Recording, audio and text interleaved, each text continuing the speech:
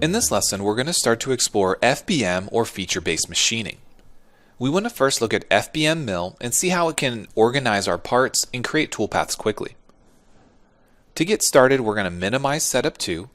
We're going to go to our 2D dropdown and select FBM mill. You can carry on with your file from Lesson 7, or you can upload the file MCU 2D mill Lesson 8.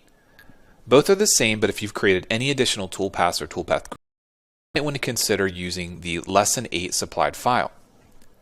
To get started, we want to select a solid body to focus on, and we want to start by going into the Setup tab in FBM Toolpaths Mill. We're going to use an automatic initial feature detection, and we want to use preferred tooling and use the tools in our part file. I'm going to turn off Use Tool Library and Create as Needed, so that way Mastercam is not creating any new tools or searching through a tool library for additional tools. We're going to make a comment of FBM mill, and note that our search plane is Setup 2. Setup 2 is going to be the orientation in which our part is bolted down to a fixture, and this is exactly what we want in this case. Also note a few of the options. We can rough and finish the outside of our part if we wish. We can also adjust the depth so that we go below the bottom level of our part, so that way we have a small amount of overlap on our tool. Let's go into the feature detection section. In here, we can detect through features, but we're going to turn this option off. We also have the option to dictate the size of our holes that determine whether or not they'll be drilled or machined as certain types of operations. Now in our case, if we say that any hole larger than 1 inch is going to be used as a milling feature, we can dictate whether or not it's a pocket or a hole milling. Let's go ahead and leave pocket set and move on to our facing tools. We have some options in here for automatic tool selection, filtering based on size, as well as the percentage of tool increments. What we're going to do is right click, select from tool file, and we're going to say face mill. In the roughing tool section, we're going to again select from our part file.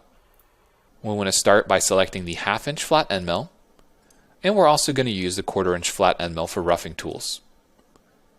Under the rest mill section, we'll do the same, and in this case we're going to select only the 1/4 inch. And for finishing tools, select tool from part file, and again only select the 1/4 inch. Under cut parameters, there are various options in here.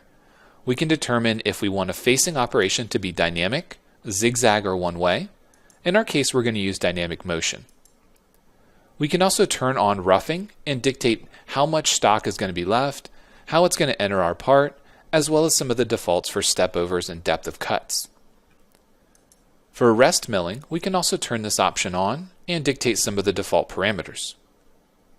We're going to move on to wall finishing, and notice that we do have the option to finish walls and again change the way that it enters and exits the stock. Because we chose the pocket option and not the hole milling option, we don't have any options here for dictating how we're using a circle mill or helical bore. If we go back to our initial feature detection and we turn this option to hole milling, you see that we now have the option to dictate how that's handled. We're going to leave it as pocket for now and take a look at our linking parameters. We're going to set the retract to 0.1, and we're going to set the feed plane to 0.05 and say OK. It's now going through and it's detecting all the various geometries and features inside the part, so it can figure out how to handle this with toolpaths. Using FBM doesn't necessarily mean you're going to get the most efficient use of your tools.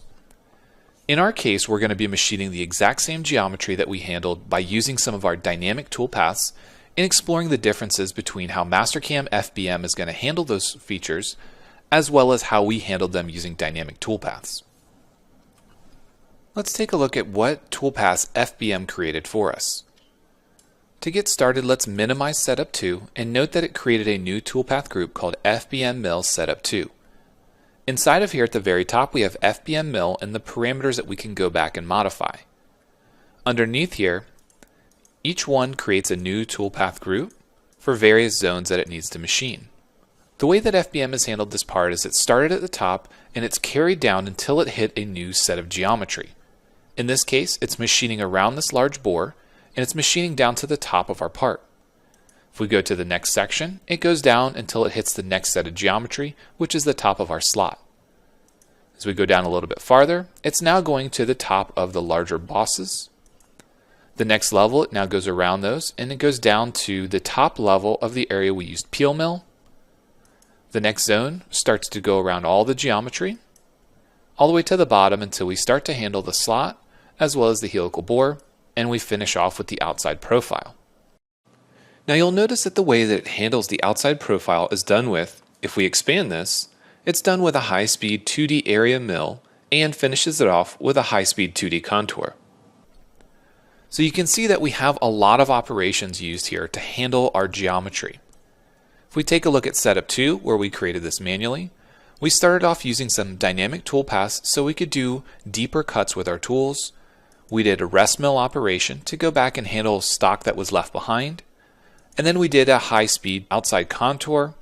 And then we explored various other ways that we could cut geometry, such as circle mill and helical bore. We finished off with a slot milling operation, and you can see that we have quite a few less operations than if we used FBM mill. Whenever you use FBM mill, just note that you can go back in, modify any parameters, and you can remove or add toolpaths as needed. It's a great way to do a first pass on a part in many instances, but in our case, because we have multiple levels of geometry, it actually creates a lot of extra toolpaths when we could simply use some of our dynamic toolpath options to remove geometry much quicker and have a shorter program overall. It's still a great way for us to explore various options inside of Mastercam, so let's make sure that we save this file and move on to our next step.